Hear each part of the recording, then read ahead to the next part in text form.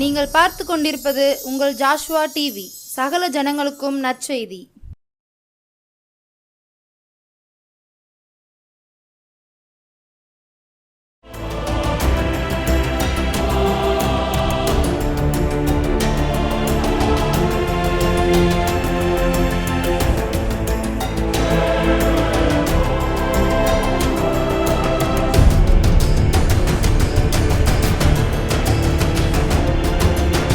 கர்த்தராகிய இயேசு கிறிஸ்துவின் நாமத்தினாலும் ஜாஸ்வா டிவி மூலமாக மறுபடியும் இந்த மாலை வேளையில் உங்கள் யாவரையும் சந்திப்பதில் நான் மிக்க மகிழ்ச்சி அடைகிறேன்.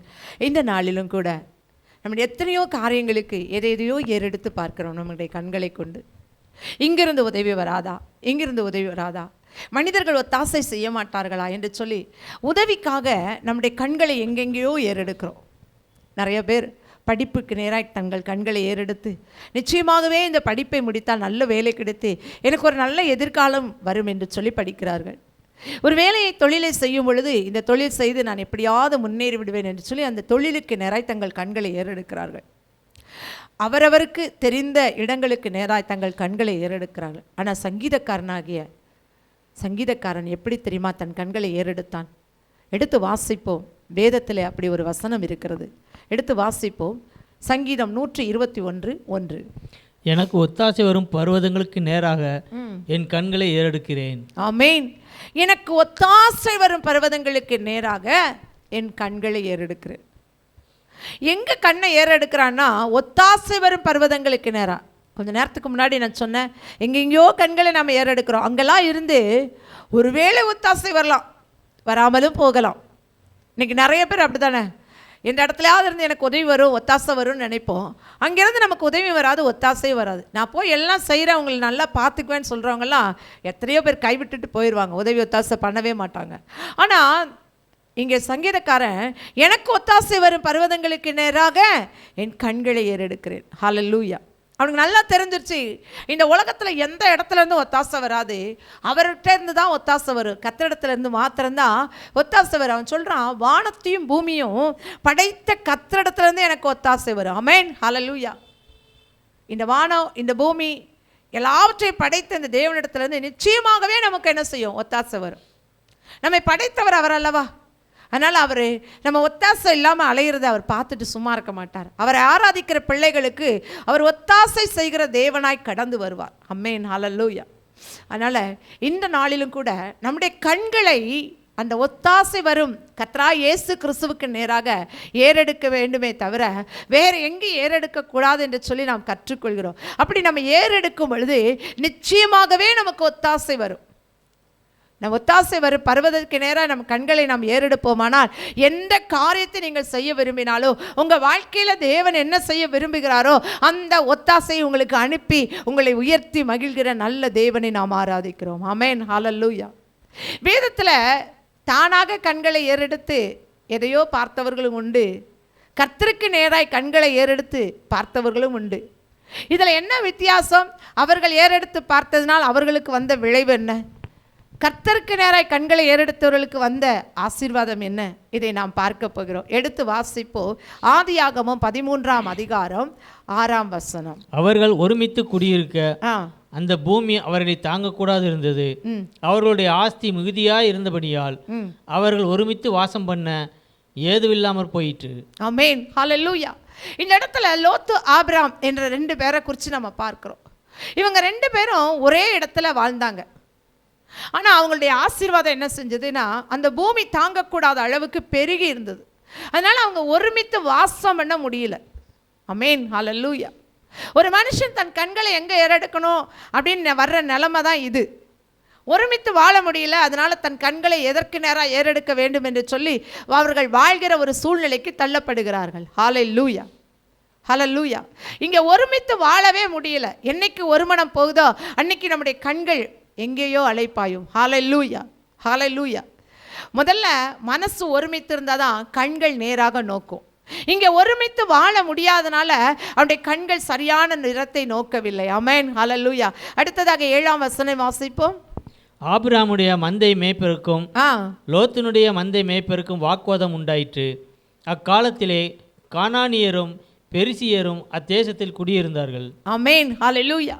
இங்கே பார்த்தீங்கன்னா ஆபிரகாமுடைய மந்தை மேய்ப்பருக்கும் லோத்துடைய மந்தை மேய்ப்பருக்கும் என்ன வருது? வாக்குவாதம் வருது. மனுஷனுடைய கண்கள் எங்கே ஏறெடுக்கணும் அப்படிங்கிறத நியமிக்கிறதுக்கு முன்னாடி 2 காரியங்களை நம்ம இப்போ பார்க்குறோம். முதல்ல பார்த்தோம், ஒருமித்து வாசம் பண்ண முடியல. 2வதாக வாக்குவாதம் வருது.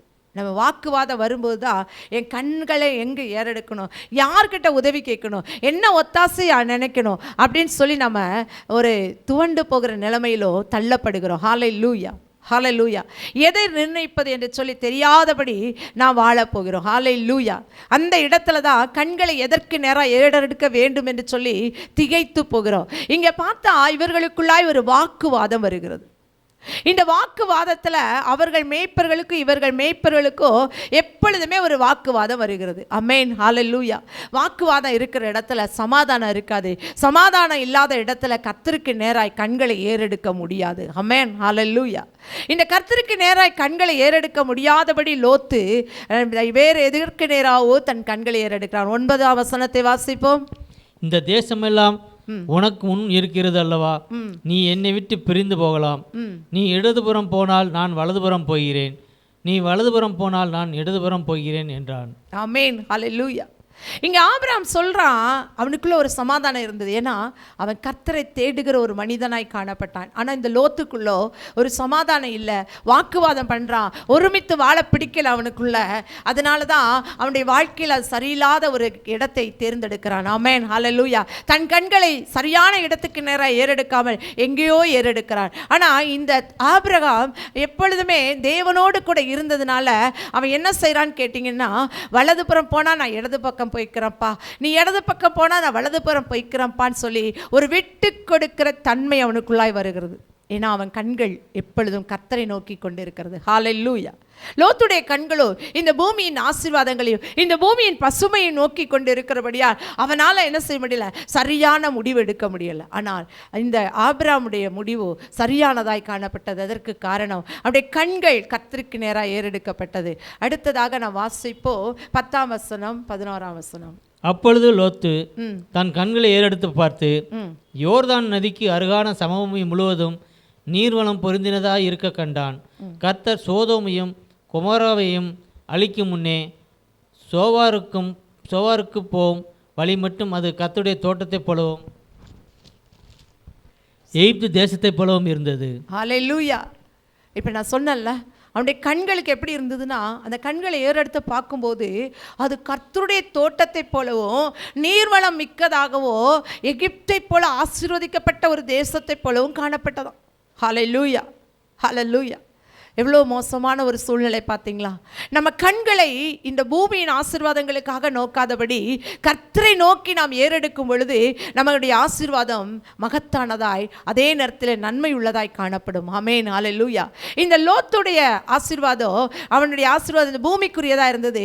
அவன் பார்த்த உடனே அது பசுமையாக இருந்ததுனால, ஐயோ இது கர்த்தருடைய தோட்டத்தை போல இருக்கு, இங்கே ஒரு சமாதானம் இருக்கு, இதுக்கு ஒரு அழிவு நியமிக்கப்பட்டிருக்கிறது என்பதை அவனுடைய கண்கள் காணவில்லை. ஹல்லேலூயா, ஹல்லேலூயா.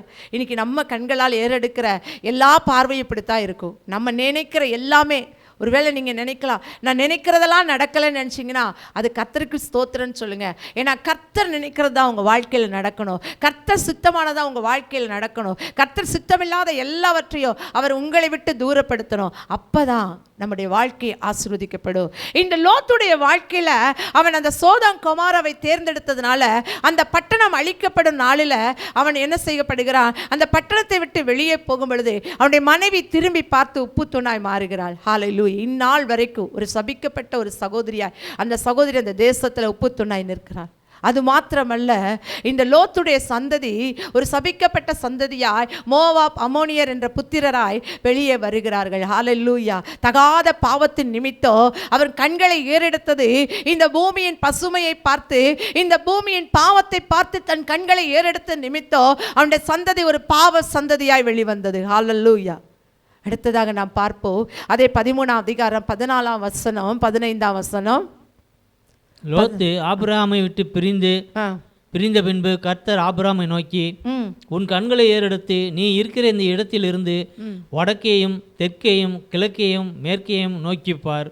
நீ பார்க்கிற இந்த பூமி முழுவதையும் நான் உனக்கும் உன் சந்ததிக்கும் என்றென்றைக்கும் இருக்கும்படி கொடுத்து உன் சந்ததியை பூமியின் தூளத்தினைப் போல பெருக பண்ணுவேன். ஒருவன் பூமியின் தூளை எண்ணக்கூடுமானால் உன் சந்ததியும் எண்ணப்படும். நீ எழுந்து தேசத்தின் நீளமும் அகலமும் எம்மட்டோ அம்மட்டும் நடந்து திரி, உனக்கு அதை தருவேன் என்றார். ஹல்லேலூயா. இங்கே பார்ப்பீங்கன்னா ஆபிரகாம் விட்டு கொடுக்கிறவன், கர்த்தரை தேடுகிறவனா இருந்ததுனால கர்த்தர் அவனை நோக்கி என்ன சொல்றாரு, உன் கண்களை ஏறெடுத்து பார். ஆபிரகாமை பார்த்து அப்படி சொல்கிறார். ஹல்லேலூயா, ஹல்லேலூயா. அங்கே அவன் கண்ணை ஏறெடுத்து பார்த்து சோதம் குமாரா நல்லா இருக்குன்னு போனா, இங்கே கர்த்தரே உன் கண்ணை ஏறெடுத்து பாருப்பா, நீ பார்க்கிறது எவ்வளவு மட்டும் அவ்வளவு தூரம் உனக்கு நான் என்ன செய்கிறேன், இந்த பூமியை நான் உனக்கு தருவேன். ஹல்லேலூயா, ஹல்லேலூயா. அது மாத்திரம் இல்லை, இந்த பூமி எங்கோ நீ என்ன செய்ய, எல்லா திசையிலும் நடந்து திரி, அதையெல்லாம் உனக்கும் உன் சந்ததிக்கும் கொடுப்பேன். ஆமென், ஹல்லேலூயா. தேவன் எவ்வளவு நல்லவர், தேவன் எவ்வளவு நல்லவர். வாக்கு தத்தத்தில் உண்மையுள்ள தேவனை நாம் ஆராதிக்கிறோம். ஒன்று மாத்திரம்தான் சொன்னார், உன் கண்ணை ஏறெடுத்து பார். அவன் கண்ணை ஏறெடுத்து இந்த பூமியின் ஆசீர்வாதத்தை பார்த்தான். தானாகவே தன் கண்களை ஏறெடுத்து இந்த பூமியின் ஆசீர்வாதத்தை பார்த்தான். இங்கே ஆபிரகாமோ தன் கண்களை கர்த்தர் ஏறெடுத்து பார்க்க சொன்னதுனால அவன் ஏறெடுத்து பார்க்கும் பொழுது அவனுடைய வாழ்க்கை மாத்திரமல்ல, அவனுடைய சந்ததியுடைய வாழ்க்கையும் ஆசீர்வதிக்கப்பட்டது. ஹல்லேலூயா, ஹல்லேலூயா. அது மாத்திரமல்ல, அந்த தேசத்தை விட்டு அவர்கள் துரத்தப்பட்ட போதிலோ திரும்ப அந்த தேசத்திற்கு அந்த இஸ்ரவேல் ஜனங்கள் எல்லாரும் கடந்து வர பண்ணின தேவன் அவர்.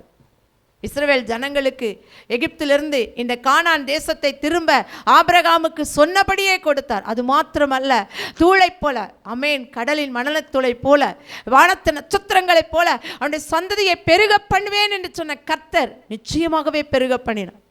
இன்றைக்கு நம்முடைய கண்கள் எங்கே ஏறெடுக்கப்படுகிறது? இன்றைக்கு நம்முடைய கண்கள் எங்கே ஏறெடுக்கப்படுகிறது? கொஞ்சம் சிந்திப்போம். அதே அதிகாரம் ஆதியாகமம் 13:4 வாசிப்போம். ஆதியாகமம் 13. முதல் ஒரு படிபீடத்தை உண்டாக்கினதுமான ஸ்தலம் மட்டும் போனான். அங்கே ஆபிரகாம் கர்த்தருடைய நாமத்தை தொழுது கொண்டான். ஆமென், ஹல்லேலூயா. நான் ஏற்கனவே சொன்னேன், அவன் கர்த்தரை தொழுது கொண்டதுனால தான் கர்த்தர் அவனுக்கு நேராய் உன் கண்களை ஏறெடுத்து பார் என்று சொன்னார். ஆமென், ஹல்லேலூயா. யாரெல்லாம் கர்த்தரை தேடுகிறோமோ அவர்களுடைய வாழ்க்கையில் நன்மையான காரியத்தை கண்களுக்கு முன்பாய் கர்த்தர் கொண்டு வருவார். அதனால தான் சங்கீதக்காரன் தெளிவாக சொல்லியிருக்கிறான், எனக்கு ஒத்தாசை வரும் பர்வதங்களுக்கு நேராய் என் கண்களை ஏறெடுப்பேன், வானத்தையும் பூமியை படைத்த கர்த்தரிடத்திலிருந்து எனக்கு ஒத்தாசை வரும். ஹல்லேலூயா. இந்த சாயங்கால வேளையிலோ என்னுடைய வாழ்க்கையில் இதுவரை எனக்கு எந்த ஒத்தாசை வரல, நீங்கள் சொல்கிற மாதிரிலாம் என் வாழ்க்கையில் நடக்கலை அப்படின்னு சொல்வீங்கன்னா, இந்த நாளில் கர்த்தருக்கு முன்பாக எப்படி ஆபிரகாம் தொழுது கொள்ள தன்னை அர்ப்பணித்தானோ நீங்கள் அர்ப்பணித்து பாருங்கள். யார் கர்த்தரை தேடுகிறார்களோ அவர்களுக்கு கர்த்தரே ஆசீர்வாதத்தை கொடுப்பார். கர்த்தர் சொன்னார் அல்லவா, உன் கண்களை ஏறெடுத்து பார் என்று சொல்லி. இன்னைக்கு உங்க கண்களை நீங்க ஏறெடுத்து பாருங்க. அந்த இடத்துல மாத்திரம் இல்ல, அதே ஆபிரகாமை பார்த்து ஈசாக்கை பலியிட போகும் பொழுது இதோ உன் கண்களை ஏறெடுத்து பார் என்று சொன்ன போது அன்றைக்கு முள்ளிலே மாட்டிக்கொண்டு ஒரு கிடாரி இருப்பதை, ஒரு ஆட்டுக்குட்டி இருப்பதை அவன் கண்டான். ஹல்லேலூயா, ஹல்லேலூயா. இன்றைக்கும் கர்த்தர் உங்களுக்கு யாவற்றையும் பார்த்து கொள்கிற கர்த்தராய், யாவையும் செய்து முடிக்கிற கர்த்தராய் உங்கள் மத்தியில் வர வேண்டுமானால் உங்கள் கண்களை நீங்கள் சரியான முறையில் ஏறெடுக்க வேண்டும். ஆமென், ஹல்லேலூயா. கர்த்தர் சொன்ன இடத்திற்கு நேராக உங்கள் கண்களை நீங்கள் ஏறெடுத்து பார்ப்பீர்களானால் உங்கள் வாழ்க்கையில் ஆசீர்வாதம். சுயமாகவோ சுய இச்சையின்படியோ நாம் கண்களை ஏறெடுப்போமானால் லோத்தை போல, ஆமென், ஹல்லேலூயா, பாவத்தின் சந்ததியை உருவாக்குவோம். ஆனால் ஆபிரகாமோ கர்த்தர் சொன்னபடி கண்களை ஏறெடுத்த போது ஆசீர்வாதத்தின் சந்ததியை உருவாக்கினான். அவருடைய சந்ததி இன்றைக்கு வரை வாழும் வரை ஆண்டவருடைய கிருபையினால அவன் ஆசீர்வதிக்கப்பட்டவனாய், ஆண்டவருக்கு கீழ்ப்படிந்தவனாய், ஆண்டவருக்கு உண்மையுள்ளவனாய், ஆண்டவரையே விசுவாசிக்கிறவனாய் அவன் காணப்பட்டான். அவருடைய விசுவாசம் அவருக்கு நீதியாக எண்ணப்பட்டது. ஹல்லேலூயா, ஹல்லேலூயா. இந்த ராத்திரி வேளையிலோ என்னுடைய வாழ்க்கையில் இதுவரை ஒரு நன்மை நான் பெறலை அப்படின்னு நீங்கள் சொல்கிறீங்களா? உங்கள் கண்களை கர்த்தர் சொன்ன இடத்துக்கு நேராக ஏறெடுத்து பாருங்கள். அங்கே கர்த்தர் ஒரு நீரூற்றை உங்களுக்காய் உருவாக்குவார். ஆமென், ஹல்லேலூயா. அதே போல் அந்த ஆகார் பிள்ளை சாகிறதை நான் பார்க்க மாட்டேன் என்று சொன்ன போது அவன் கர்த்தருடைய தூதனானவர் சொன்னார், உன் கண்களை ஏறெடுத்து பார். அங்கே பிள்ளையின் தலைமாட்டிலே ஒரு துறவொன்று விழுந்தது. ஆமென், ஹல்லேலூயா. நம்முடைய வாழ்க்கையில் நம்மை அழைத்து படைத்த தேவன் நம்மை விட்டு விட்டு போகிற தேவன் அல்ல. நம்மை கூட வந்து ஆதரித்து ஆசீர்வதித்து நடத்துகிற தேவன். நம்மை தாகத்தோடு விடுகிற தேவன் அல்ல. நம்முடைய தாகம் தீர்க்கும் ஜீவ நதியாய் அவள் கடந்து வருவார். ஹல்லேலூயா. இன்னைக்கு உங்க வாழ்க்கையில அப்படிப்பட்ட தேவனை நீங்கள் ஆராதிக்கிறபடியால் ஒரு நாள் நீங்கள் கெட்டு போவதில்லை, ஒரு நாள் கைவிடப்பட்டு போவதில்லை, ஒரு நாளும் தேவன் உங்களை கைவிடவும் மாட்டார். ஆமென். ஹல்லேலூயா. உங்க வாழ்க்கையில இந்த நாள் முதற்கொண்டு உங்க கண்களை எங்கே ஏறெடுக்க வேண்டும்? வானத்தையும் பூமியும் படைத்த கர்த்தருக்கு நேராய் உங்க கண்களை ஏறெடுக்கும் பொழுது நிச்சயமாகவே ஒத்தாசை கடந்து வரும். ஆமென். ஹல்லேலூயா. அதிகாலையில் தேவனை தேட பழகிக் கொள்ளுங்கள். உங்க கண்களை காலையில் எழுந்தவுடனே கர்த்தருக்கு நேராய் ஏறெடுங்கள். ஆண்டவரே, இந்த நாளில் என்னென்ன பிரச்சனைகள் எனக்கு இருக்கிறதுப்பா, என்னென்ன காரியங்களை நான் செய்து முடிக்க வேண்டும், இந்த நாளில் என்னென்ன தேவைகள் இருக்கிறது என்று சொல்லி ஸ்தோத்திரத்தோடு கூட நீங்கள் தேவனுக்கு தெரியப்படுத்தும் போது அந்த நாளை தேவன் ஆசீர்வதிக்கிறவராய், அந்த நாளிலே உங்கள் வாழ்க்கையில வழி நடத்துகிறவராய், அந்த நாளில் உங்களை போஷிக்கிறவராய், அந்த நாளில் உங்கள் தேவைகளை சந்திக்கிறவராய் அவர் கடந்து வருவார். ஆபிரகாமை ஆசீர்வதித்தது மாத்திரமல்ல, அவனுடைய சந்ததியும் அவன் சந்ததிக்கு சந்ததியும் கர்த்தர் ஆசீர்வதித்து இன்னைக்கு மணலத்தனையாய் காணப்படுகிற உங்களையும் என்னையும் ஆபிரகாமின் ஆசீர்வாதத்துக்குள்ளாய் நடத்துகிற அந்த நல்ல தேவன் அவர். ஹல்லேலூயா. ஹல்லேலூயா. நீங்கள் செய்ய வேண்டியதெல்லாம் அவருக்கு நேராய் உங்களுடைய கண்களை ஏறெடுக்க வேண்டும். இந்த இரவு வேளையிலோ என் கண்களை ஏறெடுத்தால் என் தேவன் எனக்கு என்ன செய்வார் என்று சொன்னால், நீங்கள் விரும்பினதை அவர் கொடுக்கிற தேவன். அவருடைய சித்தத்தின்படி நீங்கள் எவைகளெல்லாம் கேட்பீர்களோ அவைகளெல்லாம் அருளி செய்கிற நல்ல தேவனை நாம் ஆராதிக்கிறோம். இந்த ராத்திரி வேளையிலும் கூட அவரை நோக்கி நம்முடைய கண்களை ஏறெடுப்போமா? எல்லாரும் ஜெபிப்போம். ஹல்லேலூயா.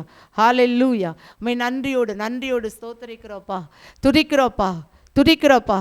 ஸ்தோத்திர ஆண்டவரே, துதிகளின் மத்தியில் வாசம் பண்ணுகிறவரே. ஹல்லேலூயா. ஹல்லேலூயா. எனக்கு ஒத்தாசை வரும் பர்வதங்களுக்கு நேராய் என் கண்களை ஏறெடுப்பேன் என்று சொல்லி சங்கீதக்காரன் சொன்னது போல, ஆண்டவரே, இன்றைக்கு யாரெல்லாம் உமக்கு நேராய் ஆண்டவரே உம்முடைய முகத்துக்கு நேராய் அந்த கல்வாரி சிலுவைக்கு நேராய் தன் கண்களை ஏறெடுத்து பார்க்கிறார்களோ அத்தனை பேருக்கும் நன்மை செய்கிற தேவனாய் வானத்தையும் பூமியை உண்டாக்கின தேவன். ஆண்டவரே, ஸ்தோத்திரம் கர்த்தாவே, ஒத்தாசை அனுப்ப ஒப்பு கொடுக்கிறப்பா. யாரெல்லாம் வேலை இல்லாதபடி, ஆண்டவரே, என் வாழ்க்கையில் எத்தனையோ வேலைக்கு நான் தேடி அலைகிறேன், ஆனால் எனக்கு வேலை கிடைக்கவில்லை என்று சொல்லி கண்ணீரோடு கூட இந்த டிவிக்கு முன்னால் உட்கார்ந்து ஜெபிக்கிறார்களோ அவர்களுக்கு நல்ல ஒரு வேலையை கட்டளையிடுங்கப்பா. நான் படிக்கிறேன், ஆனாலும் மதிப்பெண்கள் இல்லை. ஆண்டவரே, இந்த மார்ச் மாதம் வந்துவிட்டது, நான் எக்ஸாம் எழுத வேண்டும், எப்படி நான் படிப்பேன் என்று சொல்லி திகைக்கிற பிள்ளைகள் உம்மை நோக்கி ஜெபிக்கிறாங்கப்பா. அவங்களுக்கு லகுவாய் பாடங்களை கற்றுக் கொடுக்க ஒப்பு கொடுக்கிறோம். இந்த வருடம் முழுவதும் படிக்க முடியாத அந்த பாடத்தை ஒரே வினாடியில் ஒரே நிமிஷத்தில் உமக்கு நேராக அவர்கள் கண்களை ஏறெடுக்கும் பொழுது அவர்களுக்கு நீர் கற்றுக் கொடுப்பீராக.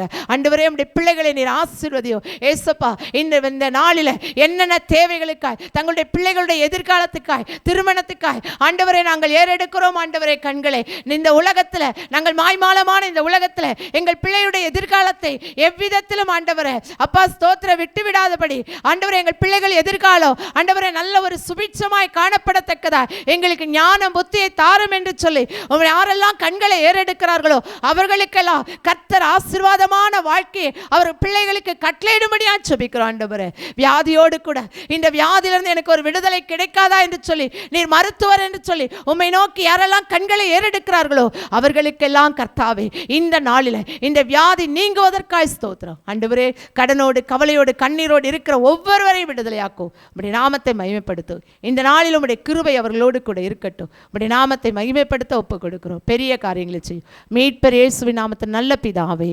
ஆமேன், ஆமேன். இந்த செய்தியை கேட்ட உங்கள் யாவரையும் கர்த்தர் தாமே ஆசீர்வதிப்பாராக. ஆமேன், ஆமேன்.